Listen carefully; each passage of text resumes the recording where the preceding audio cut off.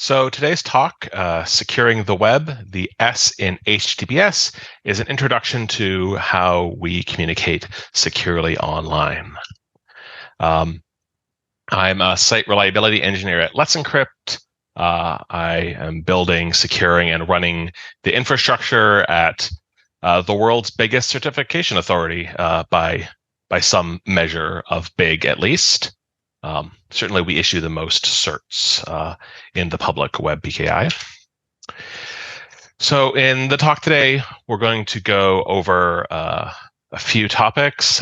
First, some background info on what exactly is the web, sort of how does it work, and how does the pieces fit together. We'll define what we mean to be secure and sort of set some expectations. Secure is, of course, a very broad word, so it's sort of hard to know a priori what exactly secure means. We will dig a little bit into the TLS protocol called Transport Layer Security, which is sort of the fundamental building block of encryption on the web. And then we'll also go into certificates, which are the proof of identity used in TLS and source of much pain for many folks. We'll talk about what I do at a certification authority as a trusted third party issuing certificates. And then we'll talk a little bit about unsolved problems. What do we still need to work on in the web PKI? So we'll start with what the web is, from your browser to a web server, the internet in between. How does it all fit together? So if you're watching this talk, you have used a website. They might seem simple, they might seem complex, but there's a lot going on.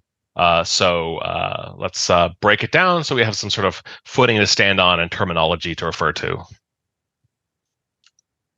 So when you use a web browser on your computer, maybe that's Firefox or Chrome or Edge or Safari, you're connecting over the internet to a website. That website is running on another computer. We'll call it a server, but fundamentally it's still just a computer like yours, and they're connected over the internet.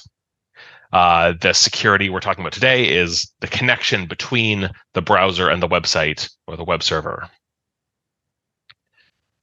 So when you go to a website, you're wanting to visit my favorite movie's website, the 1996 Space Jam website.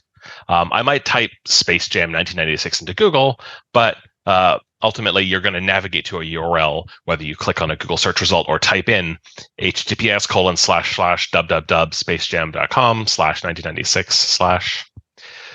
There's a lot of details under the hood of what we're going into, and this is definitely going to be skimming just the very tops of all of these things.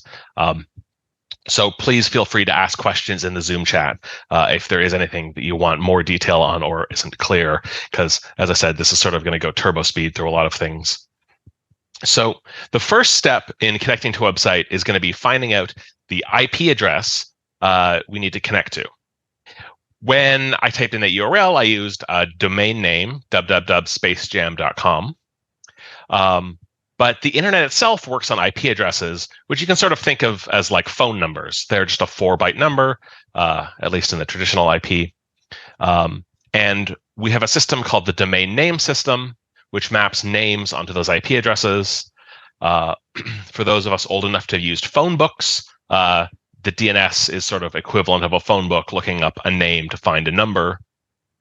And then we'll ask the operating system underneath the browser to make a connection over TCP/IP to that IP address on port 443. Again, we're going to totally skim over what TCP/IP is, but fundamentally, it's just like setting up a connection, making a phone call maybe, and port 443 is just a convention. You can think of it like a phone extension to go that analogy that HTTPS websites usually listen on.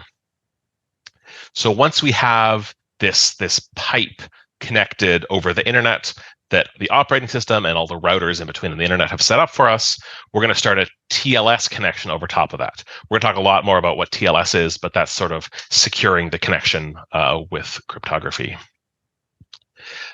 It provides the same abstraction that TCP does, where you just have a pipe over the internet. once you have this connection, which is TLS over TCP over IP, we're going to do an HTTP request. HTTP is the hypertext transfer protocol. And that's kind of what happens at the start of the URL. You've got HTTP : / or of course HTTPS : / when we add TLS to the mix. And HTTP sort of looks like what we've got on the slide here. It's a text-based protocol. We ask for a URL from a host. We specify some metadata like what user agent we are, and what type of website we want from the web server. So in this case, we're curl. We want spacejam.com. We want the URL /1996 on it. And you can see that sort of those parameters came out of that URL that we typed to in the browser. So the browser then took that and made a request for it. The web server is going to return a response over that HTTP connection. It's going to basically be HTTP 1.1 200 OK. 200 OK is basically a status code. It's going to tell us content type text /HTML, and then it's going to include the HTML. HTML is the hypertext markup language. That's actually the bit that a human might write. These days, it might also be generated by a scripting language or higher level tools, but the HTML is fundamentally the content of the page that the web browser is going to render. So it's going to take, I've only got 3 lines here that are the first 3 lines, but they're going to take that and render this lovely website from that HTML. The HTML itself is going to include a lot of additional references. Things like images are a good example for this Space Jam site. Which will then repeat the process, making their own HTTP requests over possibly their own connections or reusing the previous connection if they do them one by one.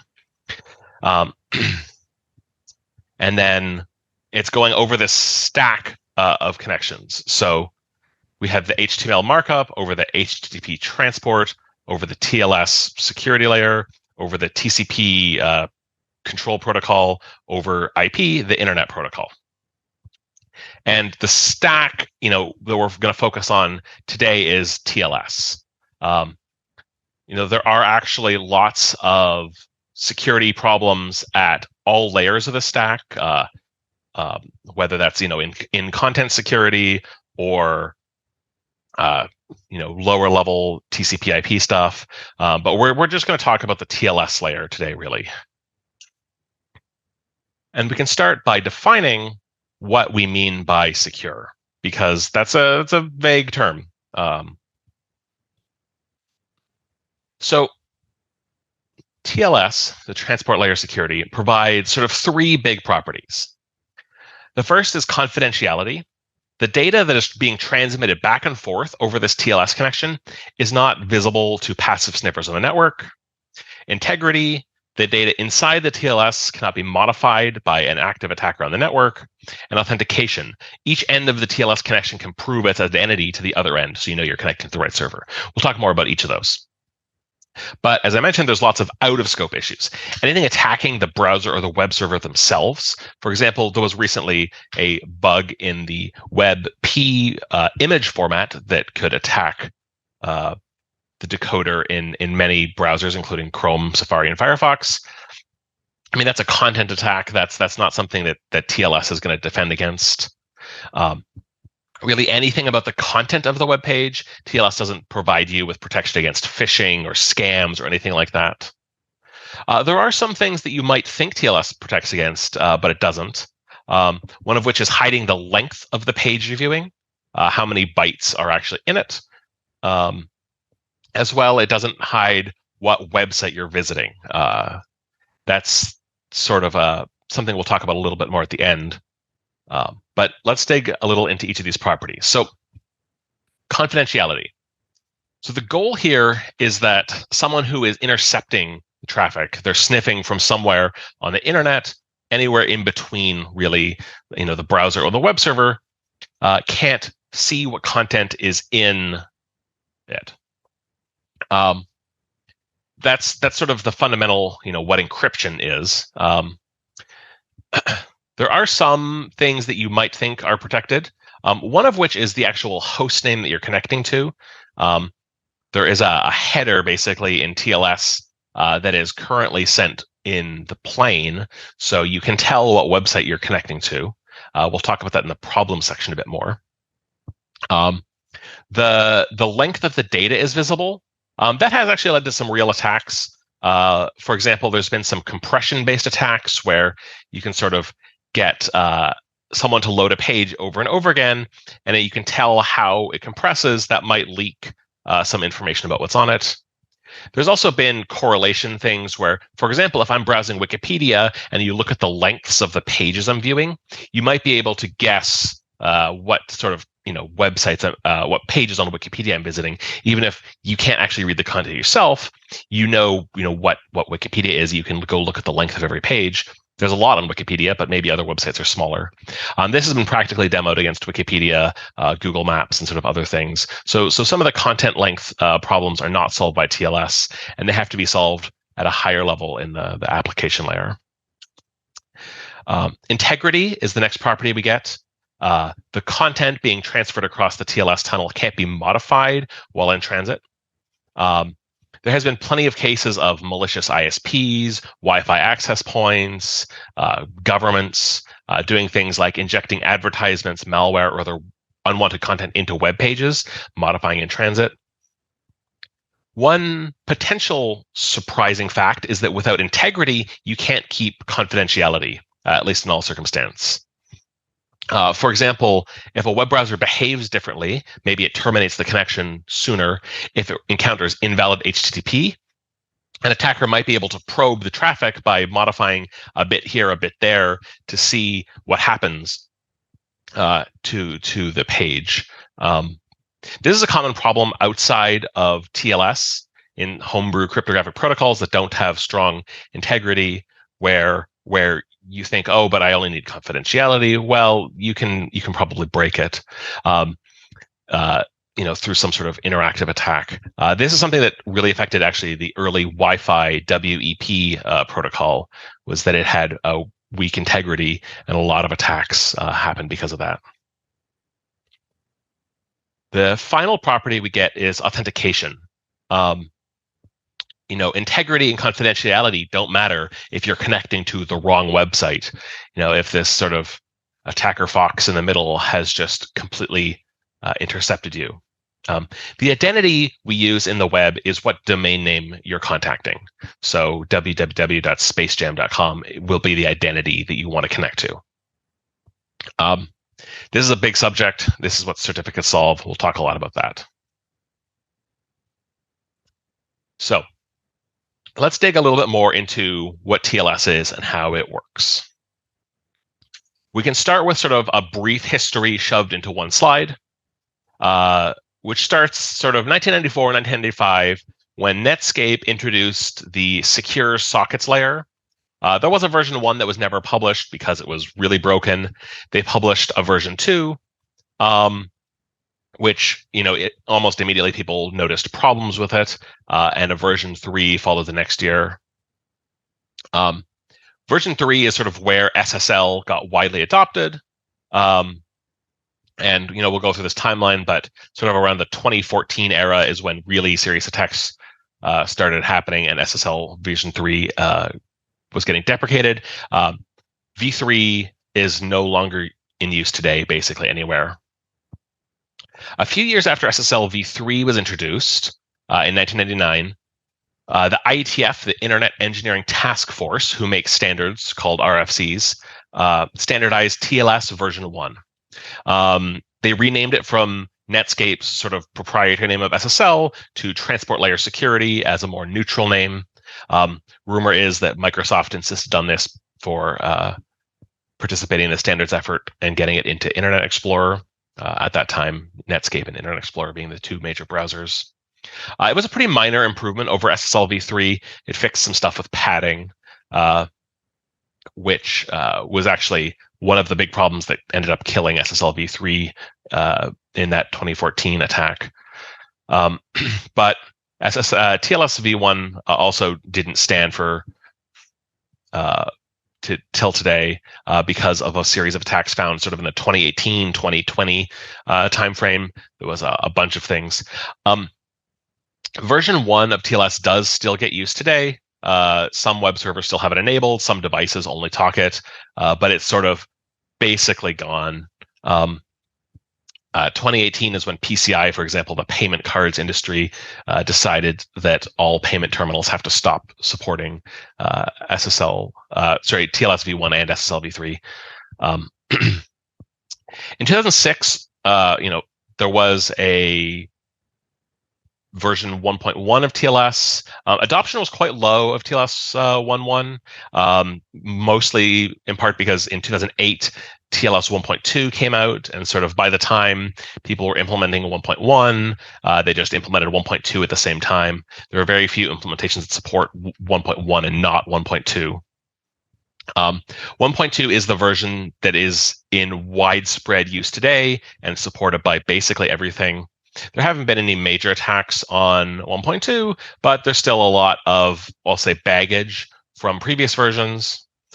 So in 2018, TLS version 1.3 was introduced. This is a big cleanup. It got rid of lots of stuff we don't need anymore. It's a modern, good protocol. It's not universally supported, but it does get pretty widespread use. Every major web browser supports TLS v1.3. All the major CDNs and web servers do, but some websites running outdated software or old configs might not support 1.3 yet. So TLS, I think of it in sort of three phases of the dance. There's a handshake, certificate validation, and then application data transfer. In the handshake, we set up the connection. This is the back and forth. The server and the client send each other packets called hello packets, a client hello and a server hello. They sort of determine what version of TLS we're going to use, exchange cryptographic key material between the two sides. You send certificates from the server to the client, and you just agree on what is going to happen in that connection. The client, after having completed the handshake, will do certificate validation. This isn't really part of a protocol. It's just a thing you do on the client side where you check the domain name is in the certificate. You check the signature on a certificate is from a trusted issuer. We'll talk a bit more about that because there's a lot of detail there. But that's sort of guaranteeing you're connected to the right website and that the connection is set up properly. And then finally, you actually transfer the data. We're going to use that key material we handshaked on and securely, with confidentiality and integrity, transfer that data back and forth between the web server and the client. That third phase, application data transfer, is sort of the bulk of the length of time of the connection. And for efficiency, it can actually often be offloaded to specialized NICs or operating systems for high volume websites and that sort of thing. In TLS, there's a couple different cryptographic operations. I can't possibly hope to teach everyone cryptography in the space of one talk, but we'll talk a little bit about sort of the basic operations and how they work and how they get used in TLS. So the application data transfer is using symmetric encryption. We have one secret key which is shared between both ends. We encrypt that data with the secret key, and you sort of decrypt it with the same key to give us confidentiality. This kind of symmetric encryption is the classic stuff that even the ancient Romans had simple pen and paper versions, or I suppose they didn't have pens in ancient Rome, but simple, however Romans wrote stuff, and that basically scrambles the data. That's the simplest and oldest of all these operations. Signatures are a really important part of how certificates work and setting up the connection. In this case, unlike the symmetric encryption where you had a single shared private key, we have what's called a key pair, where there's a public key and a private key. They're computed mathematically together to come up with them as a pair. There's one operation, which is signing, where you take some portion of data and you sign it, producing a signature.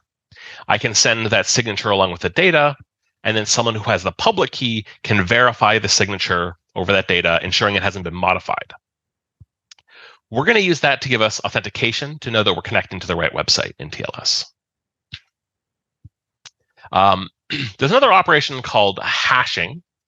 In some ways, it's like signature in that you take a bunch of data and you compute a hash over it. Hashes don't have to, but can use a secret key.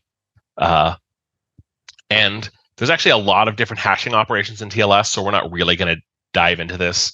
But fundamentally, this is what's going to give us integrity, because we're going to agree on a secret key, and then both sides are going to hash the data sent across to the other side, and you can verify that. During the handshake, we have to do one more operation, which we'll call a key exchange. Each side is going to have a public and private key pair. They're going to send each other the public portions, and then we can kind of do some math and end up with a shared secret that anyone who observed the handshake can't figure out what the shared secret is without having the private keys, but both sides can. We're going to use that to get the encryption and hash keys, which I said were shared secrets, because we need a way to share them. Just as a sort of a quick aside, of example algorithms that you might hear the names of, encryption is sort of the Cha-Cha stream cipher, or AES is another one. ECDSA, elliptic curve digital signature algorithm for signatures. RSA is the other major signature algorithm. SHA-256 is the major hash algorithm, basically used for everything, or the keyed version of it, which is called HMAC. And then key exchange is the elliptic curve Diffie-Hellman exchange, which is very related to the EC digital signature algorithm, just sort of used in a different way for key exchange. So we're going to put all of these pieces together. So in the TLS handshake, I mentioned that first phase, we're going to do the key exchange with the ECDHE so that both sides have a shared secret. The certificate, which was also sent over in that handshake, has a server's public key. During the handshake, the server signed a transcript, basically, of everything that's happened in that handshake with its corresponding private key. That key exchange that we got, the shared secret, will be used to encrypt application data later, and that transcript signature is what lets us know that we're using the correct shared secret. So what are the certificates? They're actually a fairly complicated format with lots of fields, but we can sort of talk a little bit about what they basically are, which is that the goal is to use cryptography, a signature, to bind together the domain names of the websites that web server is serving with a public key that was used in the handshake. So in a certificate, there's basically a whole bunch of fields. The list of domain names and the public key are the most important for that property we want, where we want to bind a public key and a domain name together. But there's lots of other stuff we need too. There's an expiration date because you might not have websites forever. Something might happen. There's lots of reasons why we want certificates to expire. There's the name of the issuer. We'll get into who issuers are later. And there's a bunch of additional metadata like algorithm identifiers, a serial number, just stuff used by the TLS stack itself and not really conceptually that interesting. All of that data is signed, again, by the issuer's public key. That's the certification authority. The formats of certs are interesting. They're encoded in a format called ASN1 DER, which is the abstract notation 1 distinguished encoding rules, which comes out of sort of telecom communications protocols from the 80s, which is a somewhat gnarly format to deal with, leading to it having a little bit of a, I'll say, bad reputation and history of code getting it wrong and bugs and encoding things. There's actually a second sort of higher level thing, which is how do you store these certificates on disk? If you're administering a website, you need to put a cert somewhere. And one of the unfortunate pieces of complexity in this is that there's actually a bunch of different file formats that people use. PEM is a simple base64 encoded text file. PKCS12 is widely used in the Windows ecosystem as well as Java. JSEX is the Java cryptography extensions key store, which is a format used in sort of the Java ecosystem. So there's lots of these like file formats, and like there's not really great tooling for converting back and forth. So that's kind of one of these things that can be painful as a website administrator is setting them up. So I work for Let's Encrypt. Let's Encrypt is a certification authority. They act as trusted third parties. So what are they? What do they do? There's two sort of fundamental things that you are trusting a certification authority to do. They need to verify that someone who is requesting a certificate controls a domain that they want to issue a cert for. And then once they have done that validation, they sign a certificate. We mentioned earlier about the format and that there's a signature over it. They're producing these signed certificates that you then go install on your web server, or when you connect to a website, you view. To do that validation, the website owner or whoever's operating it has to prove control, basically that it's their domain.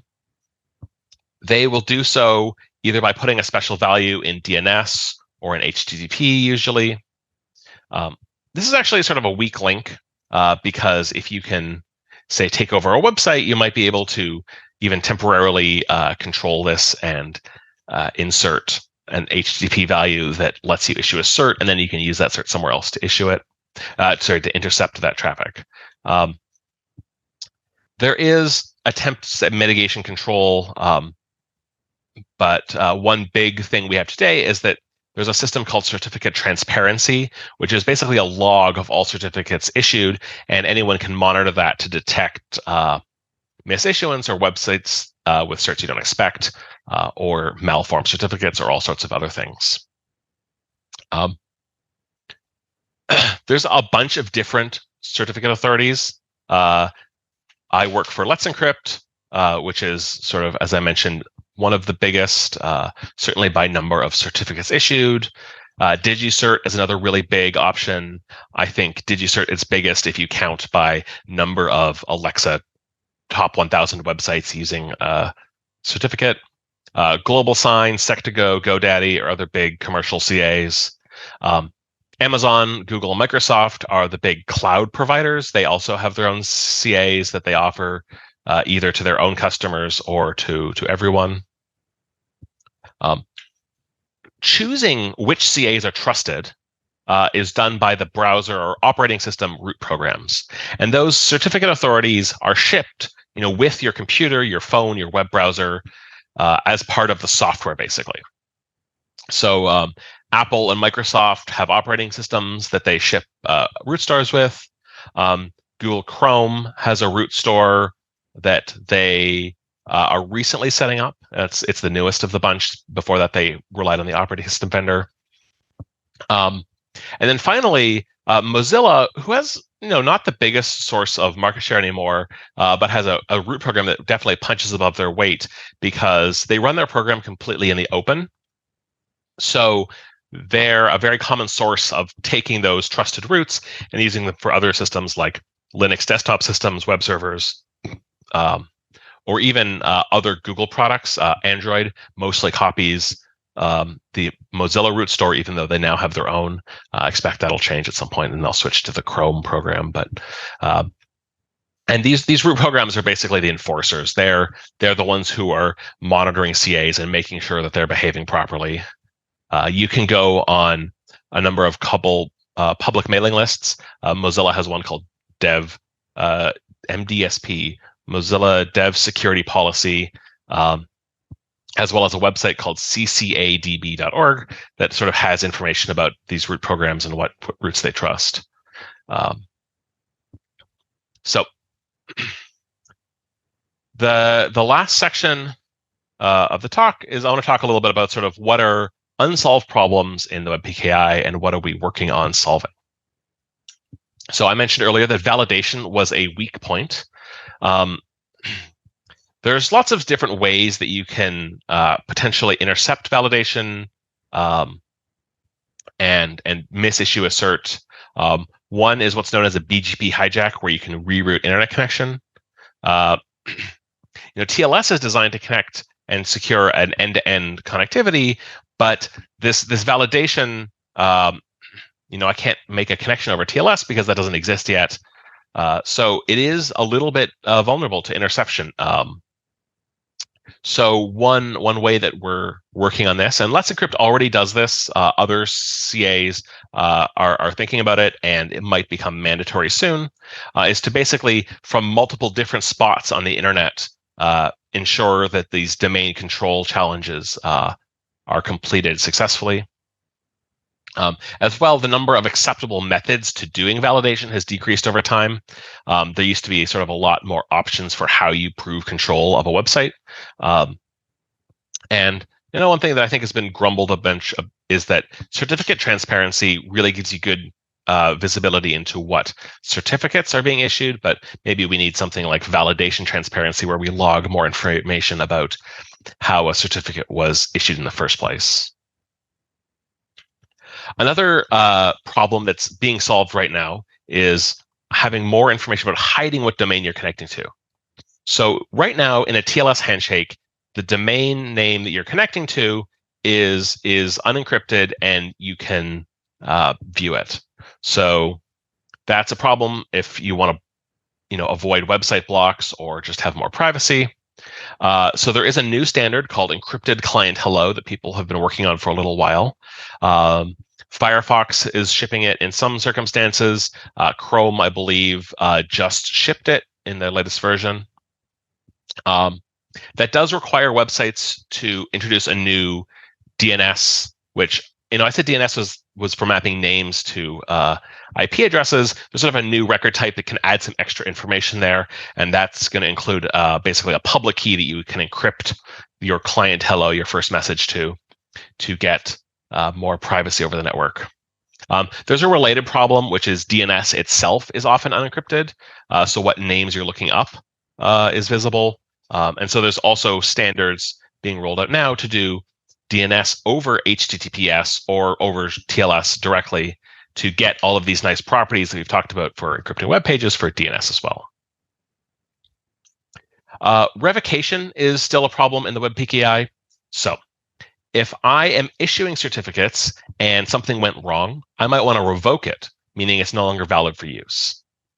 There are some solutions that we've had, since the beginning for how we can do this, but they don't actually work very well for a lot of sort of engineering specific options and some privacy concerns. There are some new solutions coming to the space, but this is a whole different talk, and I could talk about this all day long. But it's promising. I think we will have better revocation in the next, we'll say, year, maybe two. And finally, certs are hard. If you run a website, this is sort of a piece of hard to understand tech. It can fail in weird ways. A lot of times people have done this manually. And so, one of the big things that Let's Encrypt has done is really promote automation of issuing, renewing, and configuring certificates. But there's still a lot of problems here. And kind of one of the fundamental problems that leads to is that most certificate errors, if you're visiting a website, it's not that there's an attacker being stopped. It's that someone didn't renew their cert and it's expired, or they've misconfigured it in some way and it doesn't work in your browser, but it does work in theirs. And that's a big problem. If we can't trust the system, if we see, oh, there's an error, probably something's just broken. I mean, that's not great. So that's sort of my brief introduction to TLS. There's a ton of content here, which we've covered at a very high level. So absolutely, I would love to answer any questions and go into anything that people are interested in hearing more about. I've got some links on screen if you want to find me online, either my own website or on Mastodon at infosec.exchange/@MattM. Great. Thank you very much. That was great. Thank you. If people want to type any questions they have into the chat, we'll then let Matt go through them in whatever order he wants, answering them as they come in. So please get typing if you've got things you'd like to ask. while people are asking, typing some questions to ask, I'll start off with one, which is you mentioned various CAs that exist, some of the big ones and so on. Is there a very long tail of CAs as well? Are there lots of really little ones that just do a little thing, or really dodgy ones that are kind of around purely to try and screw up the system? Or is it a relatively small number of reasonably large players? Certainly, there's the list I had on screen represents probably 80 to 90% of all certs issued. But there are absolutely a long tail of smaller CAs. I don't have the numbers offhand, but I believe most browser root programs have somewhere in the 1 to 200 CAs. And a lot of them are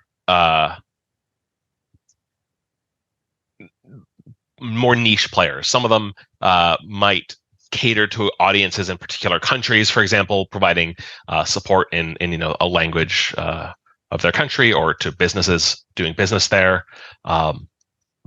There's some academic CAs. I think there's one run by like a Greek university. But yeah, there's a bunch of these sort of smaller players as well, handling more niche audiences.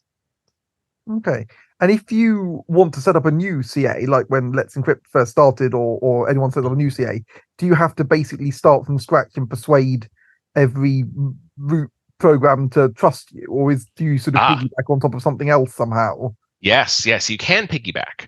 So Let's Encrypt, started about 10 years ago now. So one thing that you can do with a CA is actually, and I didn't really talk about this, but one CA can sign another CA. So a certificate is actually not just one certificate, but a chain of certificates signing each other. So there's another CA called IdenTrust who cross-signed Let's Encrypt's root CA. I think another example is Fastly. The CDN just launched a CA, and they got a cross sign from GoDaddy. So that allowed for a new CA to bootstrap. Typically, a lot of the audit requirements and that sort of thing have to be done by these sub CAs, these cross sign CAs initially. So you kind of do have to go through almost all of the motions, but you don't have to go through getting accepted to every root program immediately, because you basically have a bigger CA monitoring you and making sure you're doing things properly. Oh, thank you. Should we go through some of the questions that have? Yes, I've got the Zoom chat open, and I'll sort of go through them. Yeah, just go through whatever you want. Yeah. So the first one, HTTP. I talked about HTTP 1.1 in sort of the intro section of this talk. There are sort of newer versions that are a bit more binary, a bit more efficient, but the certificates inside HTTP 2 and 3 are exactly the same. There was no changes there. Yes. So extended validation. So the next question is talking about extended validation, where you validate the owner of the website. So I mentioned in the fields that there's a domain name in a certificate. You can actually put additional information in there about the owner of a business, for example, which allows you to kind of view the name of the business you're connecting to. That's handled basically manually. You fax some documents to the certificate authority, and they look at who, like verify that you've got the right business licenses and like check your ID and that sort of thing. And that can give you, a little bit more confidence that you're connecting to the business in the country that you intend to. Unfortunately, there's been some research that shows that extended validation is not really useful to end users. So I kind of skipped over it entirely because I don't think there's actually that much use case for it. There are some uses of extended validation outside of the Web PKI. For example, distributing applications on Windows are code signed with an extended validation cert, and then you sort of know that the programs you're getting and running on your computers come from the company you think they do. But that's really out of the context of the web and getting into other uses of certificates.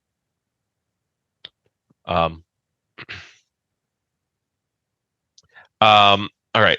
Will Fresnel asks, are there any Acme challenges that can't be used for internal services that can't have public ports open to the internet or programmatic DNS access?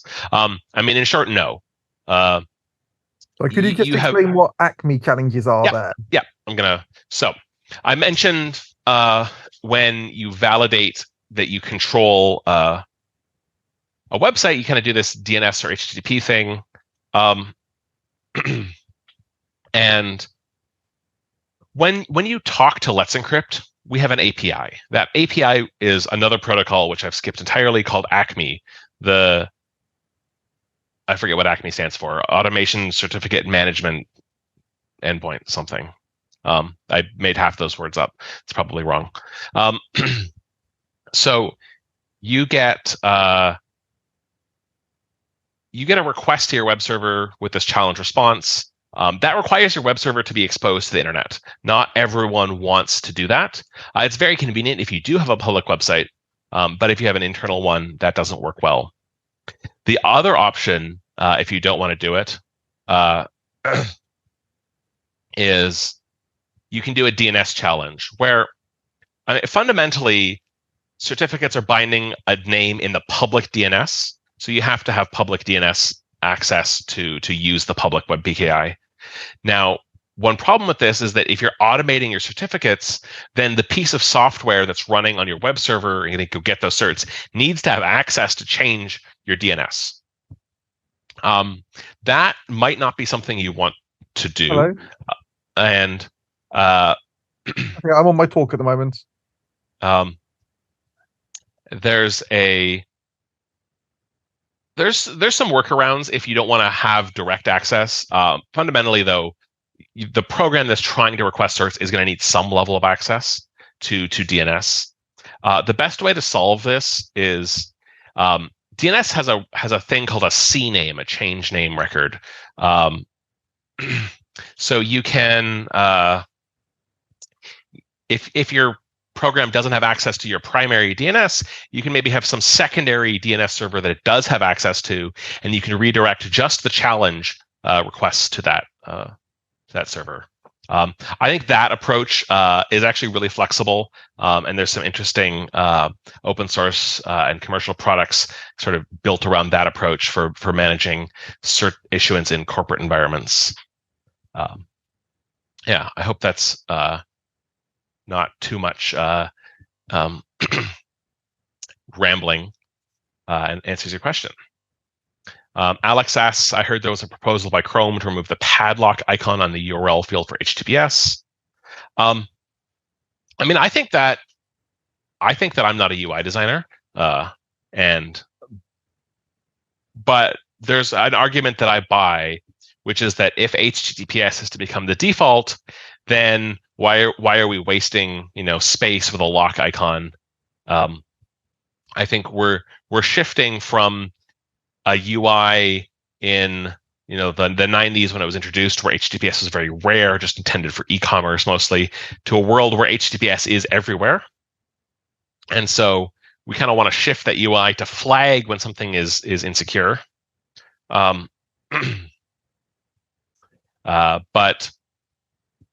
I'm not a UI designer. I haven't thought about this nearly as much. And so is there any sort of the next question I'll answer is there any sort of extended protection for really important site? Let's say that's something that stops anyone from just issuing a new cert for my bank's website without me and utterly and completely proving that I am a bank, not being able to edit a file on the bank's site. There is an interesting additional change that you can do. First of all, some CAs maintain a manually curated list of high-profile, high-risk sites that they refuse to issue for.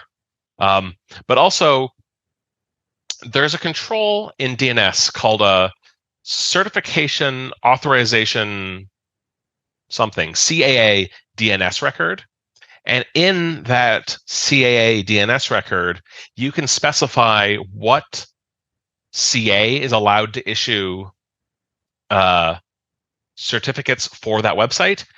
As well, some CAs like Let's Encrypt support even putting which individual accounts are allowed to issue certs in their certification authority authorization DNS record. So that lets you have some additional controls put in DNS. DNS is sort of interesting because it has its own set of security problems and solutions. I'm not going to talk to them too much, but there's a thing called DNSSEC, which you can use to sign your DNS records. So combining CAA records, that's the certification authority authorization records, with DNSSEC really does provide significant defense against misissuing certificates if someone has sort of broken in, and if you're running a high profile and high priority target like a bank, or more realistically something that's going to get robbed like a cryptocurrency website, having CAA records can be very helpful. As well, I mentioned certificate transparency, which logs all these certs that are being issued.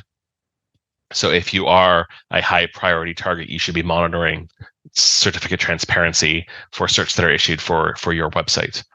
There are both commercial and open source software to handle that kind of monitoring.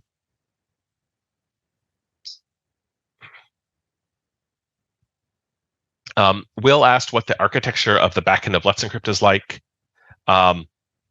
You can actually go look at our audit records to get a little bit of idea of the physical locations. We have a pair of physical data center locations that are both located in the US. But I did mention there's this multiple vantage point thing for the challenges, and those are spread around the world in a couple different locations for some additional network vantage points. Inside those two data centers, there's a relatively small number of servers and HSMs and that sort of thing.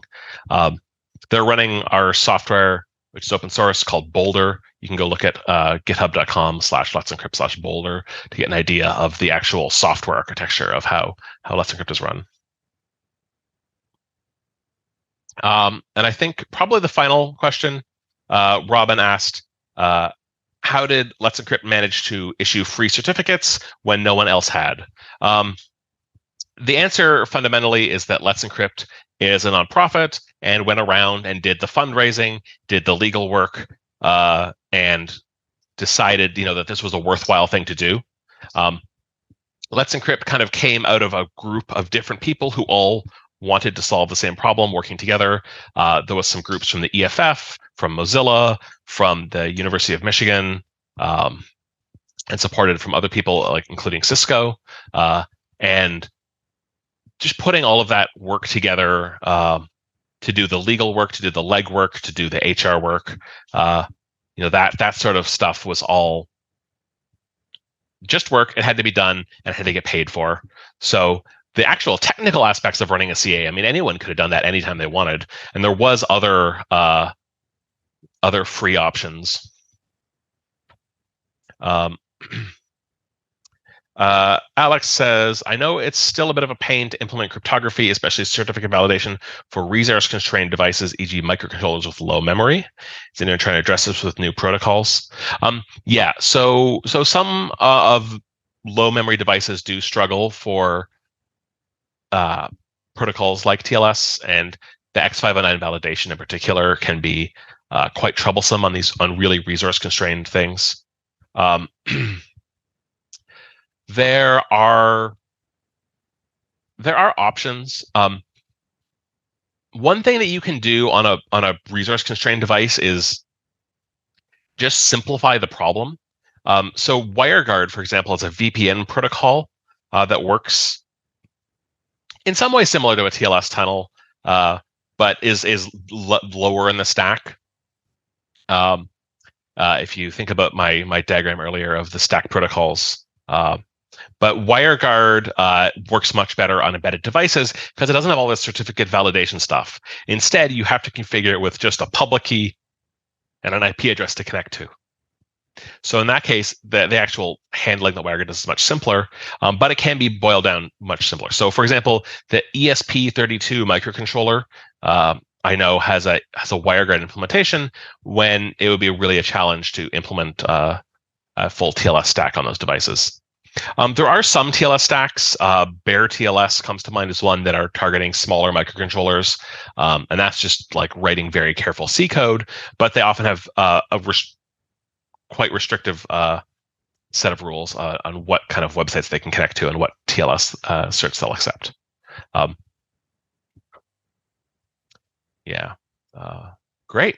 So I think that's looks like the questions have all been answered. Thanks everyone for coming out. And I have one final thing that I'm just going to re-screen share again. Which is, if you're interested in learning any more, I have a couple additional resources I just want to share here. There's this really great website, the first link, which really breaks down byte by byte what is in a TLS 1.3 connection, and you can use a great online viewer to dig through those. There's a newsletter called the Bulletproof TLS newsletter that goes through and keeps you up to date. Certainly, I find out a lot of interesting things from that newsletter. Finally, over at Let's Encrypt on our wiki, we have a recommended leading list of everything you could ever want to know to learn about TLS, PKI, the web, all of these things and how they're secured. I can share those on the InfraClub Talks Slack channel after we're done.